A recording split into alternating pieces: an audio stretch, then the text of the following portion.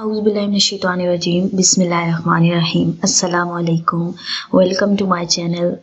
CSS screening test के बाद बहुत सारे स्टूडेंट्स काफ़ी ज़्यादा क्वेश्चंस पूछ रहे थे, तो इसलिए मैंने सोचा कि मैं वो तमाम क्वेश्चंस के आंसर देने के लिए एक वीडियो बना दूं जिसमें कम से कम जो ज़्यादा क्वेश्चन पूछे जाते हैं उनको एक ही जगह पे मैं आंसर कर सकूं। तो यहाँ पर मैं सीएसएस 2022 के हवाले से जितने भी क्वेश्चंस हैं जो कि बार बार पूछे जाते हैं उनकी एक वीडियो बनाने जा रही हूँ। तो ये वीडियो काफ़ी इंपॉर्टेंट है, इसको एंड तक ज़रूर देखिएगा। और स्क्रीनिंग टेस्ट के हवाले से भी मैं वीडियो के एंड पर ज़रूर बात करूँगी। ये बिल्कुल भी कोई परेशानी की बात नहीं है, कुछ भी और चेंज नहीं हो रहा सिवाय इसके कि वो सीएसएस एग्ज़ाम में अपीयर होने से पहले स्क्रीनिंग टेस्ट लेंगे। तो जिसके 33% मार्क्स होंगे, टोटल मार्क्स चाहे उन्होंने जितने भी अलॉट किए हों, वो 100 मार्क्स हों या 200 मार्क्स हों, जो पासिंग परसेंटेज है वो 33% होगी। तो उसके बाद आप अपीयर हो सकते हैं सीएसएस एग्ज़ाम में। तो इस वीडियो में मैं आपको कंप्लीट इन्फॉर्मेशन देने जा रही हूँ, तो वीडियो को एंड तक ज़रूर देखिएगा। चलिए शुरू करते हैं आज की वीडियो को। सबसे पहले सीएसएस क्या है? CSS stands for central superior services. अब यह एग्ज़ाम क्यों लिया जाता है? FPSC जो है वो हर साल CSS का एग्ज़ाम कंडक्ट कराती है ग्रेड 17 के सिविल सर्वेंट्स के लिए। करंट सिचुएशन के हवाले से स्क्रीनिंग टेस्ट अनाउंस होने के बाद जो लोग बहुत ज़्यादा क्वेश्चन पूछ रहे हैं उसमें ये है कि क्या जो CSS का एग्ज़ाम का जो सिलेबस है वो चेंज हुआ है या एज लिमिट में कोई चेंजिंग आई है। तो अभी फ़िलहाल कोई भी ऐसी अनाउंसमेंट नहीं हुई है, सिर्फ उन्होंने ये किया है कि वो पहले स्क्रीनिंग टेस्ट लेंगे और जो एस्पायरेंट्स उसको क्लियर कर लेंगे, 33% उनके मार्क्स आ जाएंगे, तो वो सीएसएस एग्ज़ाम में अपीयर हो सकते हैं। इसके अलावा उन्होंने कुछ भी ऐसी अपडेट नहीं दी कि एज लिमिट में कोई चेंज लेकर आए हों या फिर सिलेबस चेंज किया हो। तो वो बिल्कुल वैसा ही है जैसा कि पहले था, सिर्फ स्क्रीनिंग टेस्ट का चेंज आया है। इसके अलावा इस क्राइटेरिया में और कोई भी चेंज नहीं आया है। और स्क्रीनिंग टेस्ट के हवाले से भी जो भी अपडेट आती रहेगी वो मैं आपके साथ शेयर करती रहूँ। Next question, what is the required age limit for appearing in CSS exam? तो जो पहले थी रिक्वायर्ड एज 21 to 30 ईयर्स, तो वही एज अब भी है। और रिलैक्सेशन जैसा कि पहले 2 साल का था, जो गवर्नमेंट जॉब करते हैं या जो ट्राइबल एरियाज से बिलोंग करते हैं, बलूचिस्तान हो गया, पेशावर हो गया, तो उनको 2 साल की रिलैक्सेशन है। बाकी एज लिमिट वही है 21 to 30 ईयर्स। फ़ी क्या है रिटन एग्जामिनेशन की? सो करंटली फ़ी जो रिटन एग्ज़ाम के लिए है वो 2200 है। एलिजिबल कौन है सीएसएस एग्ज़ाम में? सीएसएस के लिए आपके पास 16 ईयर्स ऑफ एजुकेशन होनी चाहिए, मतलब बैचलर्स की डिग्री हो at least in second division. Third division में अगर है आपकी बैचलर्स की डिग्री तो आप नहीं कर सकते। उसका ये है कि वो स्टूडेंट्स जिनकी बैचलर्स की डिग्री थर्ड डिवीजन में है तो वो अपीयर नहीं हो सकते। एक सूरत में हो सकते हैं कि अगर उनकी मास्टर्स की डिग्री हायर डिवीजन में हो तो फिर वो सीएसएस के लिए अप्लाई कर सकते हैं। वैसे अगर आप सेकंड डिवीजन में है या फर्स्ट डिवीजन में है तो फिर आप अप्लाई कर सकते हैं। अदरवाइज जो आपकी हाईएस्ट डिग्री, अगर आपने मास्टर्स किया है तो फिर उसमें आपकी हाईएस्ट डिवीजन होनी चाहिए, then you are eligible for appearing in CSS exam. What are the compulsory subjects in CSS exam? अब compulsory subjects कौन से हैं? इनमें हमारे पास सबसे पहले इंग्लिश एसे का सब्जेक्ट है 100 मार्क्स का, देन प्रेसी एंड कंपोजिशन है 100 मार्क्स की, फिर जनरल नॉलेज में 3 पार्ट्स आ जाते हैं। एवरीडे साइंस है, general science and ability 100 marks, Pakistan affairs 100 marks, current affairs 100 marks and Islamic studies 100 marks. तो बेसिकली कंपल्सरी सब्जेक्ट्स में आपके पास 6 सब्जेक्ट्स हैं जो कि कंपल्सरी है, तो इन पे कोई क्वेश्चन बनता नहीं है। लेकिन फिर भी जो इस्लामिक स्टडीज़ है उसमें लोगों को ये कन्फ्यूजन होती है कि वो इसको उर्दू में ऑप्ट करें या इंग्लिश में। तो मेरी राय इसके बारे में यही है कि आप जिस लैंग्वेज में आपकी ज़्यादा ग्रिप है आप वो चूज़ करें। तो दूसरा सवाल फिर ये होता है कि मार्क्स किस में ज़्यादा आते हैं, इस्लामियात को इंग्लिश में ऑप्ट करने से या उर्दू में? तो उर्दू में भी ज़्यादा मार्क्स आते रहे हैं और इंग्लिश में भी आते रहे हैं। तो मैटर ये करता है कि जैसा कि हर सब्जेक्ट की अपनी वोकैबुलरी होती है, आपने ये देखना है कि आप पास में आप किस में पढ़ते आ रहे हैं। अगर आप उर्दू में पढ़ते आ रहे हैं और आप अच्छी तरह से अहादीस को और कोट कर सकते हैं, मेमोराइज़ कर सकते हैं उर्दू में आसानी से, तो देन गो फॉर उर्दू। और अगर आप इंग्लिश में पहले आपने पढ़ी है या अभी आपको आसान लगती है तो आप इंग्लिश में ऑप्ट कर लें। लेकिन सिर्फ इस बेस पर कि मेरे बाकी सारे सब्जेक्ट्स 11 सब्जेक्ट्स जो हैं वो इंग्लिश में हैं, तो इस्लामियात को भी मैं इसलिए इंग्लिश में रख लेती हूँ कि वो मेरे लिए आसान होगी। That should not be the reason for opting Islamiyat in English. जैसा कि मैंने पहले कहा है कि हर सब्जेक्ट की अपनी वोकैबुलरी होती है, तो बिल्कुल भी ऐसा नहीं है कि आप उर्दू में रखेंगे तो मार्क्स कम आएंगे या इंग्लिश में रखेंगे तो ज़्यादा आएंगे और वाइस वर्सा। मैटर सिर्फ ये करता है कि आप जिस भी लैंग्वेज में रखें आपकी उस पर प्रॉपर ग्रिप हो, आपकी अच्छी वोकैबुलरी हो उसमें। नेक्स्ट क्वेश्चन है ऑप्शनल सब्जेक्ट्स का। तो ऑप्शनल सब्जेक्ट्स में क्या सिलेक्शन क्राइटेरिया होना चाहिए?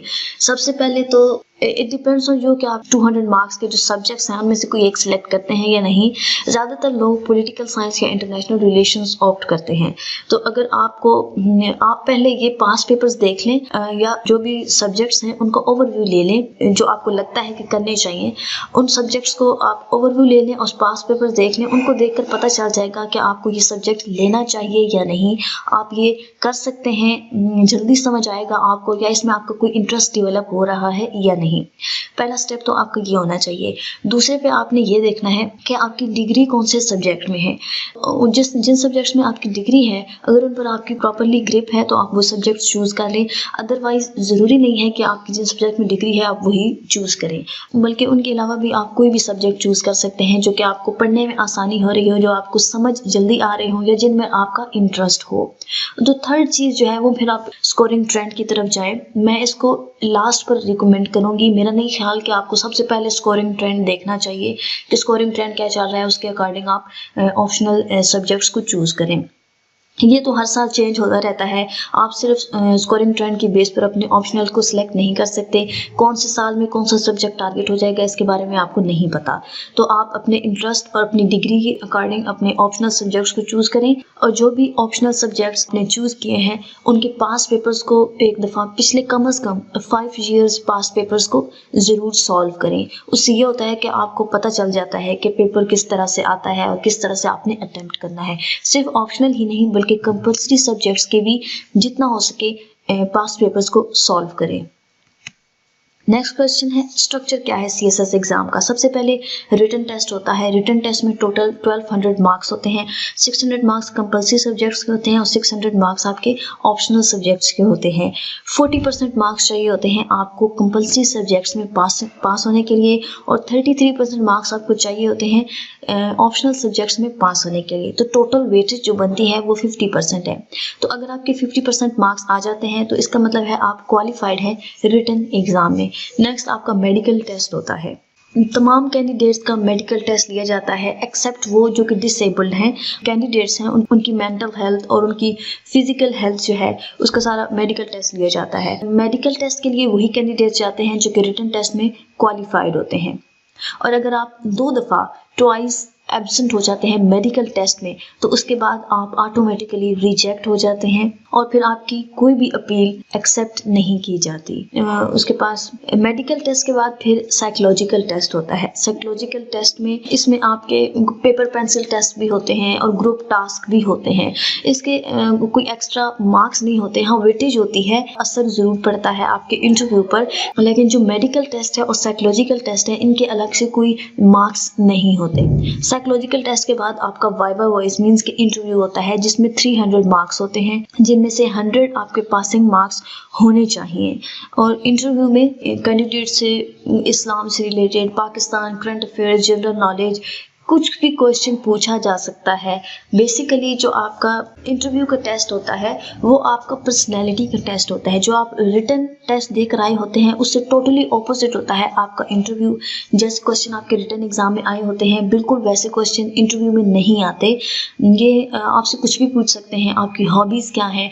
तो ऐसा बिल्कुल भी मत कीजिए कि जो आपकी हॉबी नहीं है या जिस चीज़ के बारे में आपको पता ही नहीं है, फॉर एग्जाम्पल आपको क्रिकेट के बारे में कुछ भी नहीं पता और आप वैसे ही कह देते हैं कि मैं क्रिकेट में मेरा इंटरेस्ट है या मेरी हॉबी है या मुझे, या फॉर एग्जांपल आपने कोई बुक है जो पढ़ी ही नहीं है, बस आपको नाम आता है और आप ये कह दें कि ये बुक मेरी फेवरेट है। सो इस तरह का कुछ भी नहीं करना है। वो आपसे और क्वेश्चन भी पूछ सकते हैं उससे रिलेटेड, या किसी क्वेश्चन का आंसर आपको आता नहीं है, आए बाएं शाएं करने की ज़रूरत नहीं है। जितना आता है उतना बता दें, क्योंकि वहाँ पर जो लोग बैठे हैं उनको भी पता है कि सामने वाला इंसान है, उसको हर चीज़ नहीं आती होगी। तो वहाँ पर ऑनेस्टी से काम लेना है, झूठ नहीं बोलना, कि मुझे ये चीज़ आती है, ओवर एफिशिएंट नहीं बनना, ओवर स्मार्ट बनने की कोशिश नहीं करनी है। जो चीज़ आपको नहीं आती है आप के that sorry sir I don't know the answer. Basically वो आपको ये भी चेक कर रहे होते हैं कि आप स्ट्रेसफुल सिचुएशन को हैंडल किस तरह से करते हैं। जो क्वेश्चन आपको नहीं आते उनके बाद के क्वेश्चन का आंसर आप किस तरह से करते हैं। क्या आप नर्वस हो जाते हैं बाद में, या आप पहले की तरह ही अपने कॉन्फिडेंस को मेंटेन रखते हैं। ये सारी चीज़ें भी इंटरव्यू में वो चेक कर रहे होते हैं। वहाँ पर 5 पैनलिस्ट बैठे होते हैं और वो बहुत एक्सपर्ट होते हैं इस मामले में, तो बिल्कुल भी चकमा देने की कोई ज़रूरत नहीं है। उनको सब कुछ पता होता है। They are actually going through you at that time. So don't be over smart and stay confident. बिल्कुल भी परेशान होने की कोई ज़रूरत नहीं है। जो भी एक्सपर्ट्स वहाँ पर बैठे होंगे उनको भी पता है कि एक इंडिविजुअल को सारे क्वेश्चंस के आंसर नहीं आते होंगे। मैटर ये करता है कि वो कितना आई कांटेक्ट मेंटेन कर रहा है, कितना कॉन्फिडेंट है, किस तरह से स्ट्रेस को हैंडल करता है, क्या पर्सनैलिटी ट्रेट्स हैं उसके। तो ये सारी चीज़ें वहाँ पर ज़्यादा मैटर करती हैं। Next question, how many times a candidate can appear in CSS exam. तो 3 टाइम्स, 3 अटैम्प्ट्स होती हैं। आप 3 दफ़ा CSS का एग्ज़ाम दे सकते हैं। लेकिन वो लोग जो पहली दफ़ा ही अभी दे रहे हैं, लेकिन उनकी एज लिमिट बस इतनी है कि वो भी एक दफ़ा ही दे सकते हैं, उसके बाद उनकी एज ख़त्म हो जाएगी CSS के लिए। तो उनको ये करना चाहिए कि बेशक उनकी अटैम्प्ट्स तो रहती होंगी, लेकिन उनकी एज लिमिट चूँकि ख़त्म हो जाएगी, तो वो तैयारी अपनी इस तरह से करें कि कोई भी पॉइंट ना छोड़ें और अपनी बहुत अच्छी से तैयारी करके जाएं। अपनी तरफ से पूरी ऑनेस्टी से काम करें। Do hard work with consistency, इंशाल्लाह success will be yours. Next question is whether there is separate quota for special candidates. तो स्पेशल कैंडिडेट्स के लिए कोई फिक्स सेपरेट कोटा नहीं है। जो भी स्पेशल कैंडिडेट्स हैं, चाहे उनको फिजिकली कोई प्रॉब्लम है, हेयरिंग में है, स्पीच में है, या विजुअली उनको कोई प्रॉब्लम है, तो वो इक्वली कम्पीट कर सकते हैं कम्पिटिटिव एग्ज़ाम के लिए तमाम ऑक्यूपेशनल ग्रुप्स और सर्विसेज के अगेंस्ट अकॉर्डिंग टू हिज और हर चॉइस।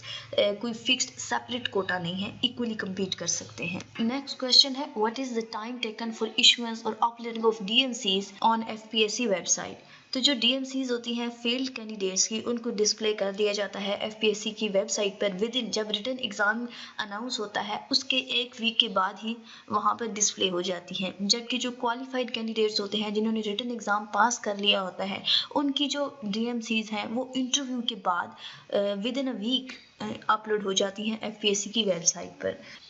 नेक्स्ट क्वेश्चन जो होता है कि ऑक्यूपेशनल ग्रुप्स कितने हैं CSS एग्ज़ाम में। तो 12 ऑक्यूपेशनल ग्रुप्स हैं, जिनमें फॉरेन सर्विसेज ऑफ पाकिस्तान है, पाकिस्तान एडमिनिस्ट्रेटिव सर्विस है, police service of Pakistan, inland revenue service of Pakistan है, Pakistan custom service, commerce and trade group, information services of Pakistan, military lands and cantonment group, office management and secretariat group, Pakistan audit and account service, postal groups and railways group. तो ये 12 groups हैं। तमाम groups ही अच्छे हैं और हर कोई अपनी चॉइस के अकॉर्डिंग, अपनी इंटरेस्ट के अकॉर्डिंग चूज़ करता है। इंटरव्यू का आपकी एलोकेशन पे बहुत असर पड़ता है। आपके इंटरव्यू से डिसाइड होता है कि आपकी एलोकेशन क्या होगी। इसलिए इंटरव्यू की बहुत ज़्यादा इंपॉर्टेंस है। आपको फुली कॉन्फिडेंट रहना है, अपने आंसर्स के साथ ऑनेस्ट रहना है और ओवर स्मार्ट नहीं बनना। अब लास्ट पर जैसा कि मैंने कहा था कि मैं स्क्रीनिंग टेस्ट के हवाले से बात करूँगी। तो स्क्रीनिंग टेस्ट का और कोई भी पर्पस नहीं है, सिर्फ इसलिए है कि इसकी वजह से प्रोसेस को स्पीड अप किया जाएगा। जैसे कि बहुत ज़्यादा कैंडिडेट्स अप्लाई करते हैं। कहने को ये बहुत अजीब लगता है कि CSS में नॉन सीरियस कौन होगा जो CSS में अप्लाई करेगा, लेकिन ऐसा होता है। लोग सिर्फ इसलिए भी अप्लाई कर देते हैं कि हो सकता है लक चल जाए और हो जाए, जबकि ये रिटन सब्जेक्टिव बेस्ड क्वेश्चंस होते हैं। ऑब्जेक्टिव बहुत कम आता है, 20 मार्क्स का होता है, ऑल्दो इट्स वेरी इंपॉर्टेंट। लेकिन सब्जेक्टिव जब जैसे कि रिटन है तो उसमें आप 12 सब्जेक्ट्स हैं, ये नहीं कह सकते कि लक चल जाएगी। बगैर किसी तैयारी के आप जाकर बैठेंगे और आप क्वालिफाई कर जाएंगे CSS के रिटन एग्ज़ाम को, तो ऐसा नहीं हो सकता। इस तरह के बहुत सारे नॉन सीरियस कैंडिडेट्स होते हैं। ये उन लोगों को समझ नहीं आती जो सीरियस होते हैं, उनको ये लगता है कि ऐसा नहीं हो सकता, लेकिन ऐसा होता है। आप खुद देख सकते हैं कि हर साल कितने ज़्यादा लोग अप्लाई करते हैं और फिर कितने अपीयर होते हैं एग्ज़ाम में, और उनमें से फिर कितने पास होते हैं। इस सारे प्रोसेस को फिर एग्जामिनर को बहुत डिफ़िकल्टी होती है तमाम पेपर्स को चेक करने में। तो प्रोसेस को स्पीड अप करने के लिए स्क्रीनिंग टेस्ट भी रखा गया है, ताकि फ़िल्टर आउट हो जाएंगे वो लोग जो कि सीरियस कैंडिडेट्स हैं। तो I think it's best, I think this is the better option. इस तरह से रिजल्ट्स भी जल्दी आएंगे और बाकी तमाम प्रोसेस भी अच्छा रहेगा। एग्जामिनर को वो भी थोड़ा अच्छा टाइम मिलेगा और पेपर्स को भी वो अच्छी तरीके से चेक कर पाएगा। So this is a better option. इसके अलावा स्क्रीनिंग टेस्ट के बाद बहुत सारे लोग ये पूछते हैं, ना तो कोई सिलेबस में चेंज आया है, ना ही एज लिमिट में और कोई भी चेंजिंग नहीं आई है। सिर्फ ये कर दिया है कि स्क्रीनिंग टेस्ट होगा और जो लोग इसमें 33% मार्क्स लेंगे, टोटल मार्क्स चाहे जितने भी हों, टोटल में से 33% वेटेज होगी आपकी पास होने की। तो जो वो पास कर लेगा वो CSS एग्ज़ाम में अपीयर हो सकेगा। That's it. और अभी फरवरी का आ रहा है कि ये स्क्रीनिंग टेस्ट फरवरी में होगा, लेकिन फ़िलहाल कोई भी फाइनल डेट या कुछ भी अनाउंस नहीं हुआ है। बस इतना पता है कि ऑब्जेक्टिव बेस्ड होगा, MCQs होंगे और कंपलसरी सब्जेक्ट से रिलेटेड होगा। तो इसके हवाले से बाकी जो भी अपडेट आएगी वो मैं कोशिश करूँगी कि आपके साथ शेयर करूँ। कंपलसरी सब्जेक्ट्स को इन्होंने रखा इंग्लिश में 40, जो कि अभी स्क्रीनिंग टेस्ट के हवाले से इंफॉर्मेशन मिली है, उसमें यही है कि टोटल नंबर ऑफ क्वेश्चंस मतलब 200 मार्क्स के MCQs होंगे, टोटल मार्क्स 200 और टाइम एलोकेटेड जो होगा वो 3 घंटे होंगे। सबसे पहले इंग्लिश होगा 40 मार्क्स का, और जिसमें उन्होंने इंग्लिश को डिवाइड कर दिया है वोकैबुलरी का पोर्शन, ग्रामर, यूजेज और कॉम्प्रिहेंशन, यहाँ से आपके MCQs आएंगे। और पार्ट 2 जो है वो जनरल एबिलिटीज़ का है। ये 40 marks, basic arithmetic, algebra and geometry, next is logical reasoning and analytical ability and third is general mental ability. इन 3 पोर्शन में इसको डिवाइड कर दिया है। उसके बाद जनरल नॉलेज है, मीन्स के एवरीडे साइंस और करंट अफेयर्स और पाकिस्तान अफेयर्स। ये 30 MCQs इसके हैं। और देन इज़ इस्लामियात, नंबर ऑफ MCQs इज़ 30। तो टोटल मार्क्स ये जो है वो 200 बन रहे हैं, जिनमें आपके अगर 200 मार्क्स टोटल हैं तो then you have to obtain 66 for passing this screening test. और अगर टोटल मार्क्स 100 होंगे तो then you have to obtain 33 marks for passing. फिलहाल यही इन्फॉर्मेशन पता चली है। नेक्स्ट अगर कोई भी अपडेट आती है तो मैं वो कोशिश करूँगी कि आपके साथ शेयर करूँ। बाकी बस इतना ही कहना चाहूँगी कि इस हवाले से परेशान होने की कोई भी ज़रूरत नहीं है, ना ही कोई सिलेबस में चेंज आया है कि आपको अपना जो स्टडी प्लान है या जो भी आपकी स्ट्रेटजी है तैयारी के हवाले से उसको चेंज करना पड़े। जैसा कि आप पहले तैयारी कर रहे हैं, आप बिल्कुल वैसे ही तैयारी को अपना जारी रखिए, लेकिन साथ साथ MCQs को भी तैयार कीजिए। अगर आप थ्योरी तैयार कर रहे हैं तो बिल्कुल भी ये मत सोचें कि आपने थ्योरी कर ली है तो आपके MCQs भी हो जाएंगे। MCQs एक बिल्कुल अलग चीज़ है, जिनको आप बार बार रिवाइज करते रहें तभी आप उनको रिटेन कर सकते हैं। सो MCQs की अलग से अपनी तैयारी जारी रखें। आज की वीडियो में बस इतना ही। वीडियो अच्छी लगी हो तो चैनल को सब्सक्राइब करके साथ में मौजूद बेल बटन को प्रेस कर दें, ताकि जब भी कोई नई वीडियो आए तो आपको नोटिफिकेशन मिल जाए। Thanks for watching. अल्लाह हाफिज़।